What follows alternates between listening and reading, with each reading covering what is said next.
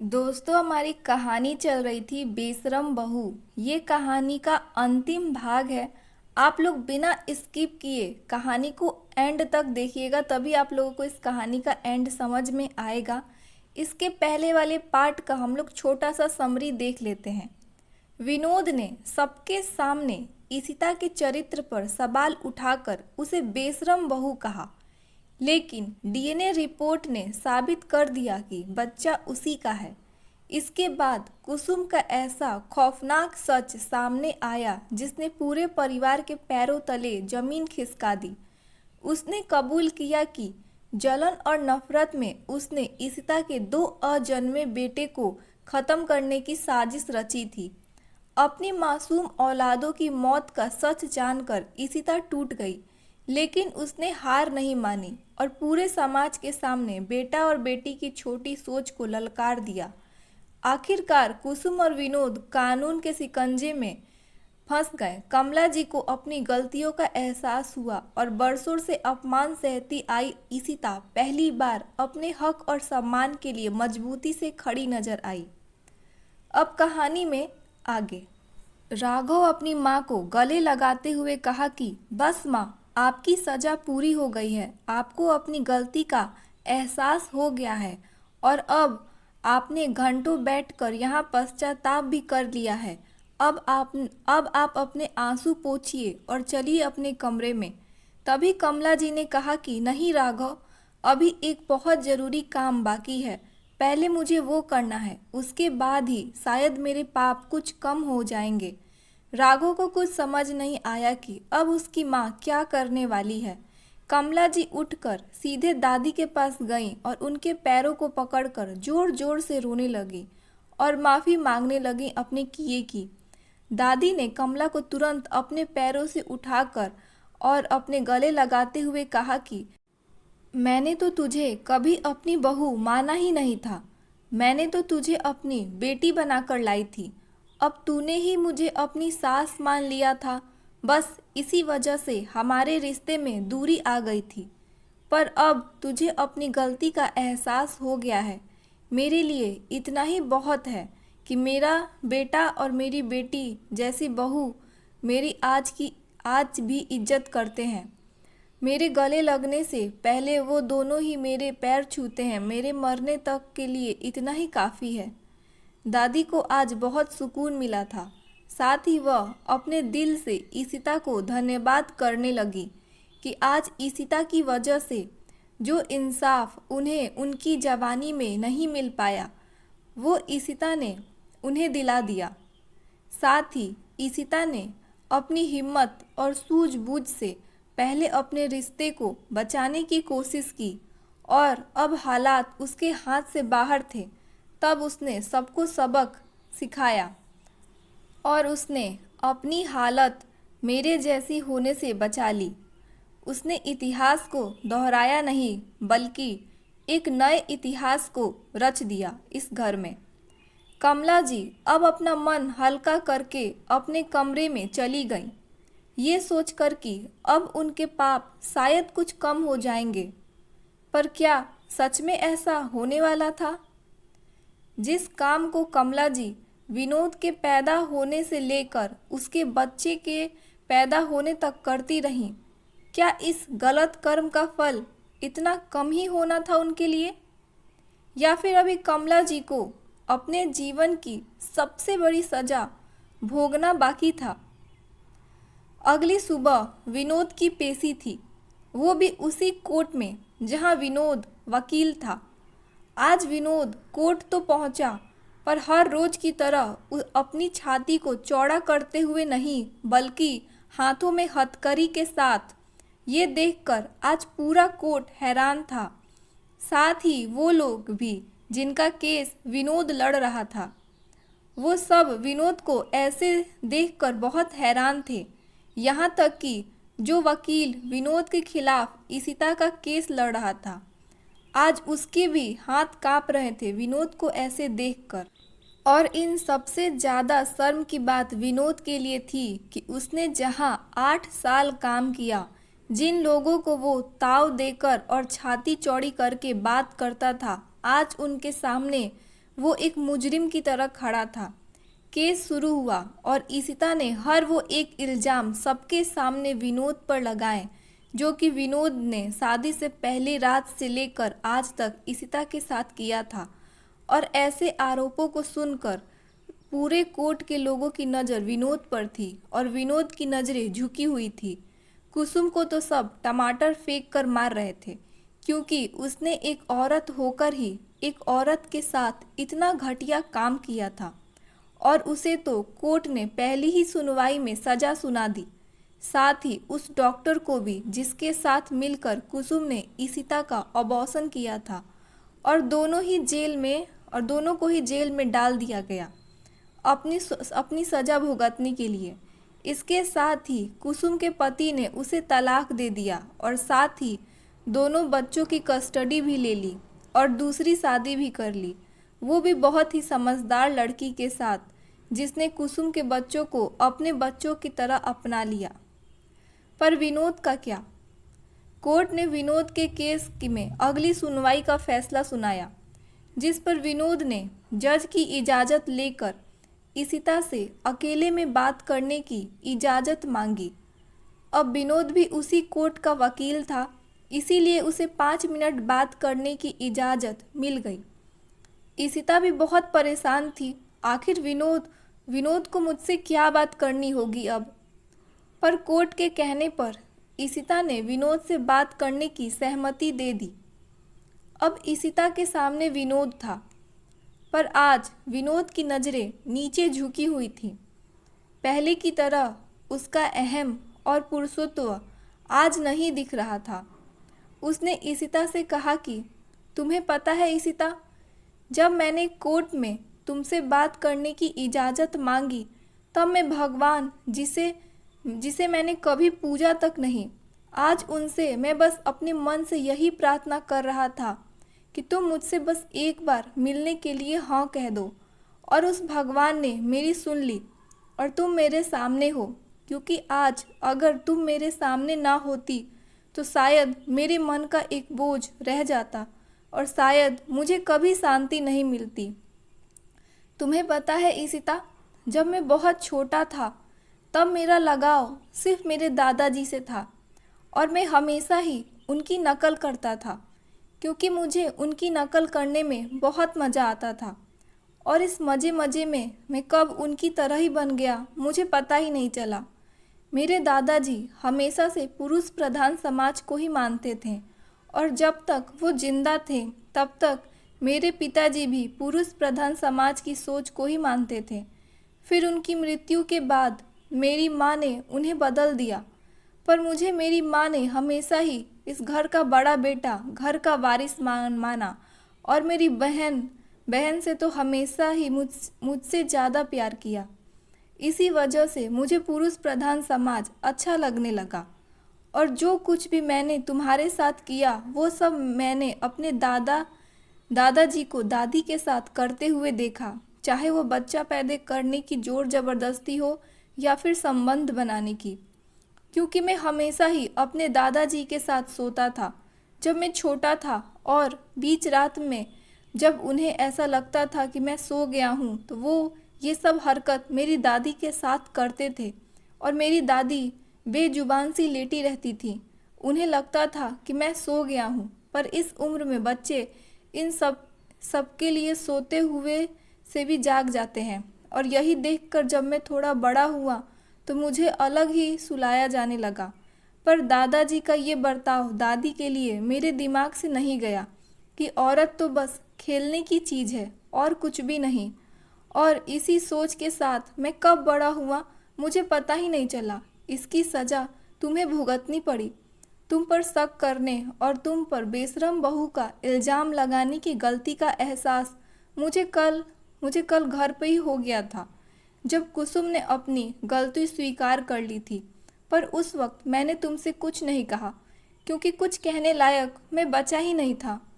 विनोद ने कहा कि मैंने हमेशा ही तुम्हारा अपमान और तिरस्कार ही किया है, इसके बदले तुमने हमेशा मुझसे प्यार ही किया है। मैं अपनी किस्मत पर गुरूर करूं या अफसोस, कुछ समझ नहीं आ रहा। जिन लोगों को प्यार नसीब नहीं होता उन्हें कितनी तकलीफ उठानी पड़ती है। और एक मैं अभागा जो मुझे तुम्हारी जैसी पढ़ी लिखी, देखने में भला की खूबसूरत और मुझसे भी ज़्यादा गुणी और काबिल औरत को 2 पल का भी मैं प्यार देना तो दूर, उसके प्यार को समझ ही नहीं पाया और न ही उसका मान रख पाया। इसके लिए भगवान मुझे इस जन्म में तो क्या, अगले जन्म में भी माफ़ नहीं करेगा। विनोद के मुंह से ईशिता ने अपने लिए पहली बार तारीफ सुनी थी और ये सुनकर वो हक्की बक्की रह गई। उसे तो सच में यकीन नहीं हो रहा था कि आखिर विनोद अचानक से इतने बदल कैसे गए। पर अब ईशिता को थोड़ा शक भी हो रहा था कि विनोद पर कि जो इंसान इतना प्यार देने के बाद भी नहीं बदला, वो आज अचानक से हवालात की हवा देखकर कैसे बदल गया। कहीं विनोद मेरे साथ अपना वकील वाला दिमाग तो नहीं लगा रहे हैं कि मैं अपना केस वापस ले लूं और ये जेल जाने से बच जाएं। मुझे आखिर इससे इनके बर्ताव के पीछे का कारण एक बार तो पूछना ही चाहिए। और फिर जैसे ही ईशिता ने विनोद से ये सवाल करने ही वाली थी, विनोद ने सामने से ही ईशिता से कह दिया कि तुम यही जानना चाहती हो न कि अचानक से मैं इतना बदल कैसे गया। कहीं ये मेरी कोई चाल तो नहीं। ये सुनकर ईशिता थोड़ा घबरा गई कि इस आदमी ने कभी वो बात नहीं सुनी जो मैंने अपने मुंह से बोली, और आज तो ये मेरे मन की वो बात भी सुन रहा है जो मैंने इससे कही भी नहीं, खुद से कह रही हूँ। विनोद ने कहा कि तुमने ठीक कहा था ईशिता, इस इंसल्ट सिर्फ औरत की नहीं, सिर्फ एक पुरुष की भी उतनी ही होती है जितनी कि एक औरत की। और आज जब मैं इस कोर्ट में आया तब मुझे इस बात का एहसास हुआ। तुम्हें पता है कि मैं जब पहली बार इस कोर्ट में अपनी नौकरी के पहले दिन आया था, उसी दिन मैंने अपने काले कपड़े को पहनकर खुद से ये वादा किया था कि कभी भी पैसों के लिए मैं किसी भी गुनहगार को सज़ा होने से नहीं बचाऊंगा। और मैं हमेशा ही अपने उसूलों पर खड़ा उतरा। और जो लोग रिश्वत लेकर सही को गलत और गलत को सही कर देते हैं, मैंने हमेशा ही उनसे ताव देकर बात की। पर दुनिया को न्याय का पाठ पढ़ाने वाला मैं आज अपने ही घर में एक बलात्कारी और अपराधी बनकर रह गया। आज जब मैंने इस कोर्ट में कदम रखा तो जितनी जिल्लत मैंने अपनी बंद आँखों से सही है ना, वो तो कभी भी मैं खुली आँखों से भी नहीं सोच सकता था। और इसी जिल्लत ने मुझे अभिमानी विनोद से एक इंसान बना दिया और तुम्हारा गुनहगार। इसीलिए मैं आज तुमसे मिलकर माफ़ी मांगना चाहता हूँ। विनोद ने कहा कि ईशिता, माफ़ी शब्द बहुत छोटा है जो कुछ भी मैंने किया है उसके सामने, पर फिर भी मैं अपने गुनाहों के लिए तुमसे हाथ जोड़कर माफ़ी मांगता हूँ। हो सके ईशिता तो अपने इस नाकामयाब पति को माफ़ कर देना और तुम्हारी खुशी जिसके साथ भी हो, बिना बेशरम बहू के बारे में सोचे उसका हाथ थाम लेना। इतना कहकर फिर विनोद वहाँ से जाने लगा। विनोद की बातें सुनकर ईशिता की आंखों में अब आंसू आ गए थे, क्योंकि आखिर विनोद था तो वही इंसान जिससे कभी ईशिता ने पागलों की तरह मोहब्बत की थी। ईशिता को विनोद की बात थोड़ी अटपटी लगी, इसीलिए उसने विनोद को रोकते हुए कहा कि आखिर तुम करना क्या चाहते हो, जो तुम मुझसे ऐसे बात कर रहे हो जैसे आज के बाद मैं तुम्हारे या तुम मेरे सामने आओगे ही नहीं। विनोद ने कहा कि मैं एक वकील हूँ और मुझे पता है कि जो गुनाह मैंने किए हैं उसकी मुझे क्या सज़ा मिलेगी, और वो कोर्ट के हिसाब से सही और पूरी भी होगी उस गुनाहगार के लिए जिसने कानून तोड़ा है। पर मेरे अंदर के इस खुददार इंसान का क्या, जिसे अभी अभी होश आया है कि उसके हाथों गुनाह नहीं बहुत बड़ा पाप हुआ और उसकी सज़ा सिर्फ सलाखों के पीछे नहीं बल्कि। और फिर विनोद चुप हो गया। तभी ईशिता ने कहा कि बल्कि क्या। और फिर विनोद वहाँ से भागने की कोशिश की। उसके पीछे पीछे ईशिता भी चिल्लाती हुई भागी कि विनोद भागने की कोशिश कर रहा है और विनोद भागते भागते कोर्ट के 4th फ्लोर पे पहुंच गया। ईशिता भी विनोद के पीछे पीछे भागती वहां तक पहुंच गई। अब विनोद के सामने पुलिस और पीछे ईशिता खड़ी थी। विनोद ने एक ही झटके में एक पुलिस वाले को धक्का देकर उसकी गन छीन ली और ईशिता की कनपट्टी पर लगा दिया और पुलिस वालों को धमकी दी कि अगर किसी ने भी एक कदम भी आगे बढ़ाने की कोशिश की तो मैं इस औरत की जान ले लूँगा। ईशिता अपने मन में सोचने लगी कि छी, कितना गंदा इंसान है ये। एक पल को तो मैं भी इसकी बातों में आ गई थी और खुद को कोस रही थी इसे सज़ा दिलाने के लिए, पर ये इंसान है कि माफ़ी के लायक ही नहीं है। तभी विनोद ने धीरे से ईशिता के कान में कहा कि तुम जानना चाहती थी ना कि मैं ऐसा क्या करने वाला हूँ जिससे मुझे सुकून और मेरी सज़ा पूरी हो जाएगी। तो उसे दिखाने से पहले मैं तुमसे कुछ कहना चाहता हूँ, और वो ये है कि तुम इस दुनिया की बहुत खूबसूरत लड़की हो ईशिता। मैं तुम्हें पाकर धन्य हो गया और मैं तुमसे बहुत प्यार करता हूँ। शायद इसके लिए अब बहुत देर हो गई है, पर जिस पल से मैंने तुम्हें समझा है उस पल से अगर मैंने अपनी ज़िंदगी में किसी से प्यार किया है वो सिर्फ तुम हो। हमेशा खुश रहना, किसी के लिए नहीं, सिर्फ अपने लिए। और मेरी बच्ची सानवी और शिवांश को मेरे बारे में कभी भी मत बताना, क्योंकि मैं उनसे प्यार तो नहीं कर सका और मैं उनकी नफ़रत नहीं देखना चाहता। Good bye. और विनोद ने सिर पे बंदूक रखकर खुद को ख़त्म कर लिया और चंद ही पलों में इस दुनिया और ईशिता को छोड़कर हमेशा हमेशा के लिए चला गया। और जाते जाते ईशिता को वो सब कह गया जिसके लिए ईशिता ने इतनी तपस्या की थी। विनोद की मौत और लाश आप अपने सामने देखकर ईशिता एकदम स्थिर हो गई, जैसे कि उसके लिए पूरी दुनिया बस वहीं थम गई हो। और थोड़ी ही देर में वो बेहोश हो गई और जब उसे होश आया तो उसने खुद को अस्पताल में पाया और सामने राघव को देखकर उससे गले लगकर जोर जोर से वो रोने लगी और हड़बड़ी में वो सब बातें राघव से कहने लगी जो भी उसने देखी थी। राघव समझ रहा था कि विनोद की मौत से ईशिता को बहुत गहरा सदमा लगा हुआ है, पर अभी ईशिता को सिर्फ आराम की ज़रूरत थी और शायद राघव को भी। डॉक्टर की दवाइयाँ और राघव के सपोर्ट से ईशिता थोड़ी देर में अपने होश में आ गई। वो अभी भी बेजान सी खामोश थी और विनोद के अंतिम संस्कार को अपनी आंखों के सामने होते हुए देख रही थी।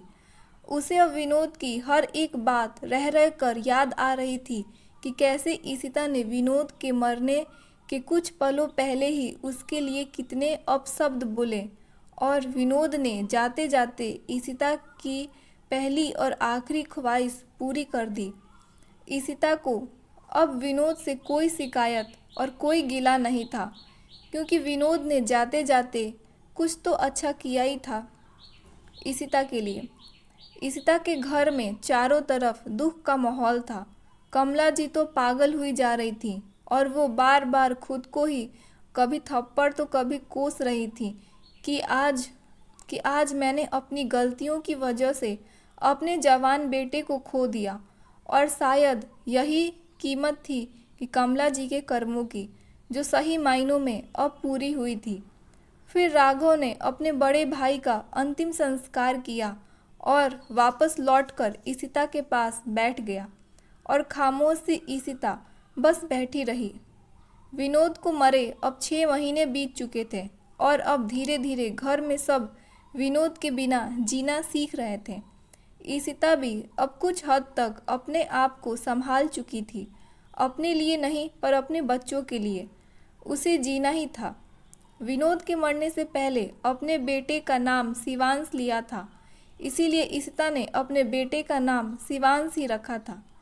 कमला जी अब सारा दिन भगवान की पूजा में व्यस्त रहती, कभी घर तो कभी मंदिर की कुछ औरतों ने कमला जी को ये सुझाव दिया कि अपने आपके घर में बहुत कुछ हुआ है जिसकी वजह से आपके घर की रौनक ही गायब हो गई है। इसीलिए अब आपको अपने घर की रौनक लानी पड़ेगी और इसके लिए आपको अपने छोटे बेटे राघव की शादी करनी चाहिए, जिससे घर के माहौल में थोड़ा परिवर्तन आ जाए।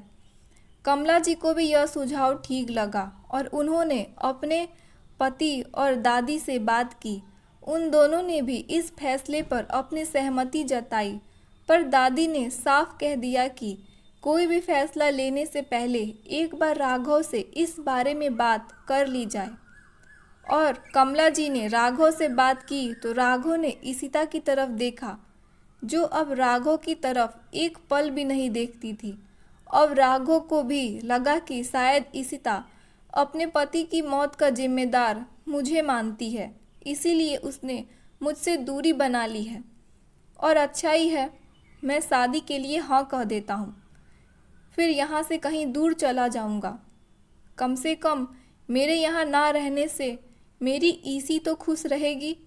और फिर राघव ने भी इस शादी के लिए हाँ कह दिया। और राघव के हाँ कहते ही पूरे घर में खुशी का एक झलक दिखाई देने लगा। सबने अब राघव के लिए लड़की ढूंढना शुरू कर दिया। कुसुम की जगह अब अखिल की दूसरी पत्नी ने अपनी जगह बना ली थी, जो कि स्वभाव और गुणों में कुसुम से कई गुना ज़्यादा अच्छी थी। और एक दिन सब बैठकर राघव के लिए लड़की पसंद कर रहे थे। और ये वही दिन था जब इशिता को भी लड़की पसंद करने के लिए बुलाया गया था।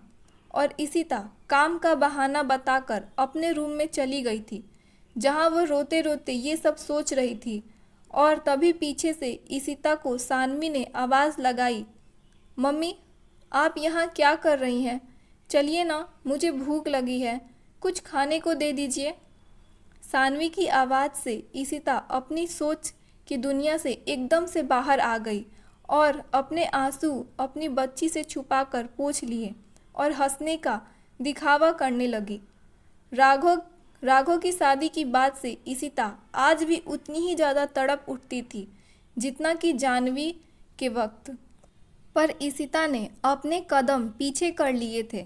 इशिता ने सानवी से तो अपने आंसू छुपा लिए थे, पर इन आंसुओं को वो राघव से नहीं छुपा पाई। और फिर राघव ने इशिता से बात करने की सोची।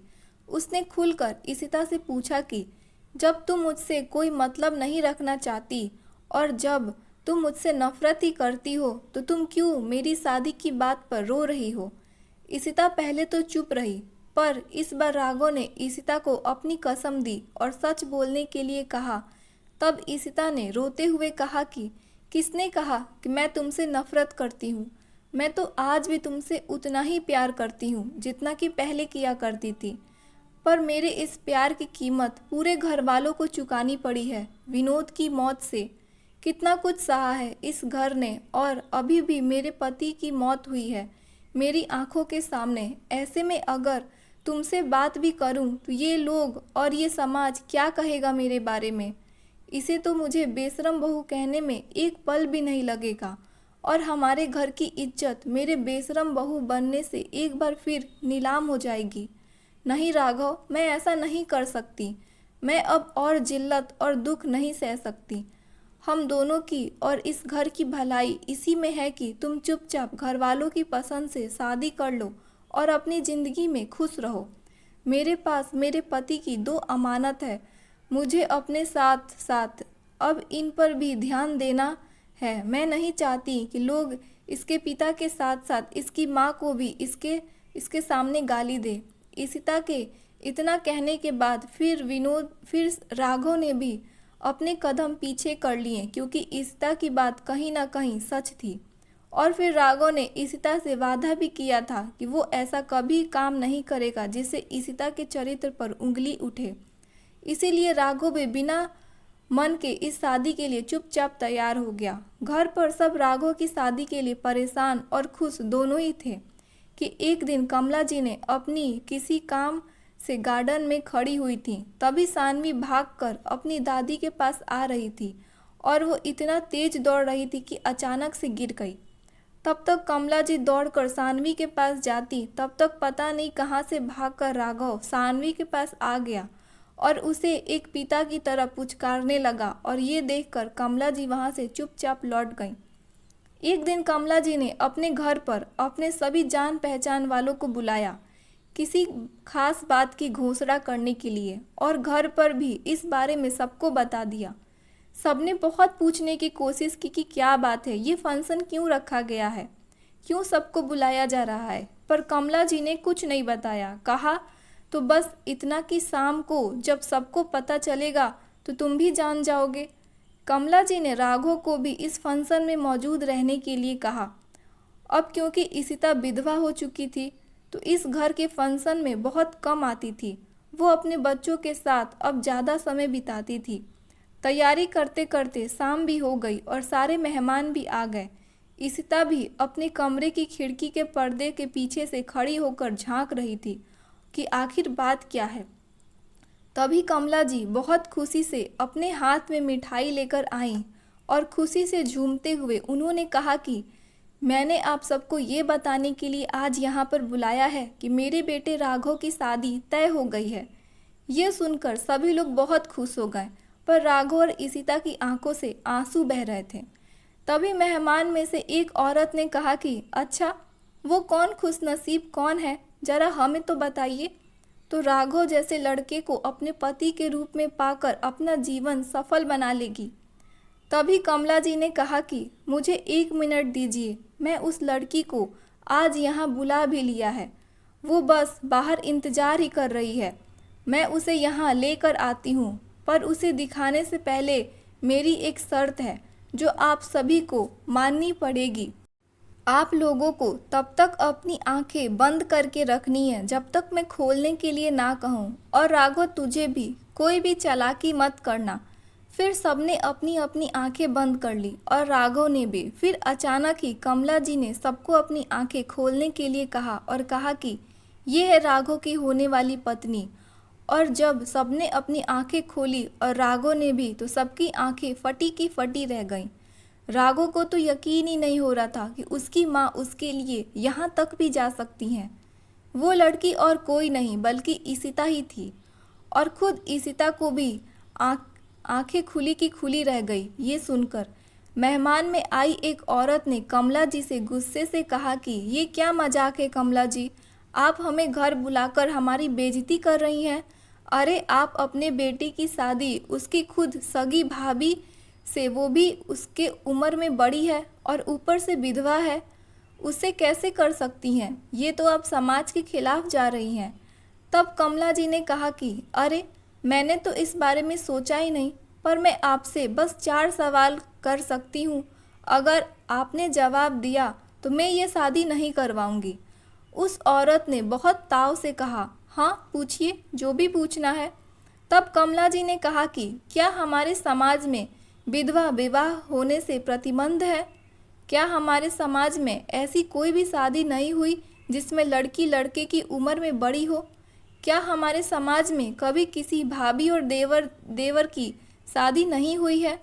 भगवान न करे अगर यही हादसा अगर आपके साथ या आपकी बहू या बेटे के साथ किसी के साथ हुआ होता, तो तब भी आप समाज की ऐसी दलीलें दे रही होती।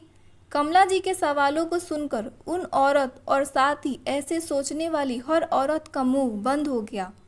फिर कमला जी ने इशिता का हाथ जैसे ही राघव के हाथ में देने की कोशिश की, तभी इशिता ने अपना हाथ पीछे खींच लिया और अपनी सास से कहा कि माँ जी, आप ये क्या कर रही हैं? मैं ऐसा नहीं कर सकती।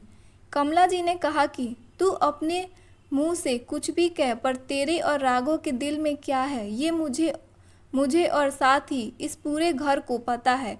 और तुम दोनों जब उस दिन आपस में बात कर रहे थे, तब मैंने तुम दोनों की बातें सुन ली थी कि तुम राघव को क्यों नहीं अपनाना चाहती, इस समाज के डर से। अरे, जो लोग अपनों को 4 बात सुनाने से पीछे नहीं हटते, तुम उन लोगों से क्या उम्मीद रखोगी कि वो तुम्हारे इस महान बलिदान को समझेंगे?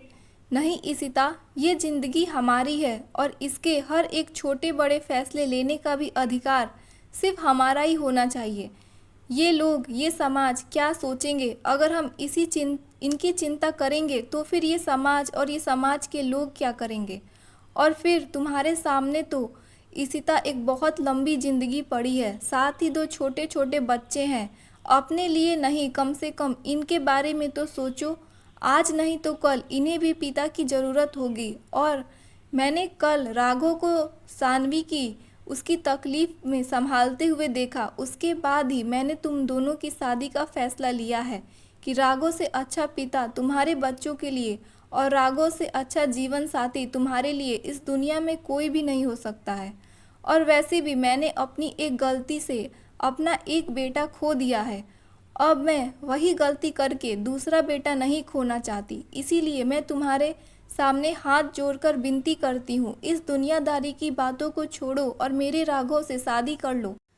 कमला जी के फैसले से पूरा घर ही खुश था और सभी मिलकर इशिता को इस रिश्ते के लिए मना रहे थे। और फिर इशिता ने भी इस रिश्ते के लिए अपनी सहमति दे दी।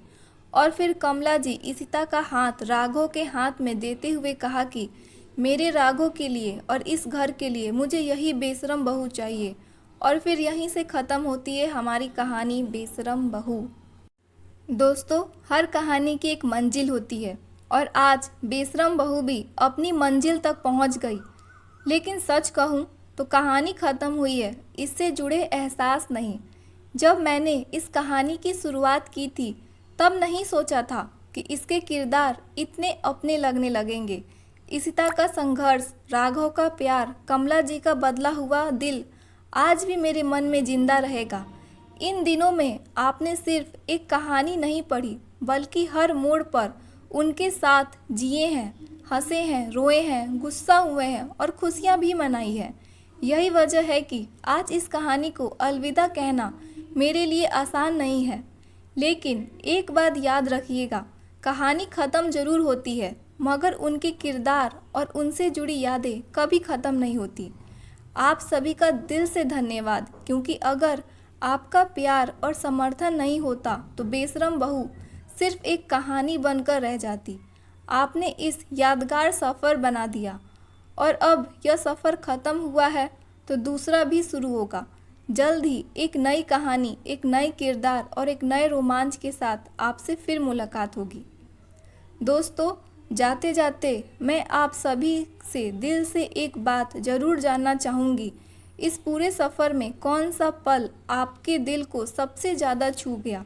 किस सीन ने आपको भावुक कर दिया और कौन सा किरदार आपका सबसे पसंदीदा रहा?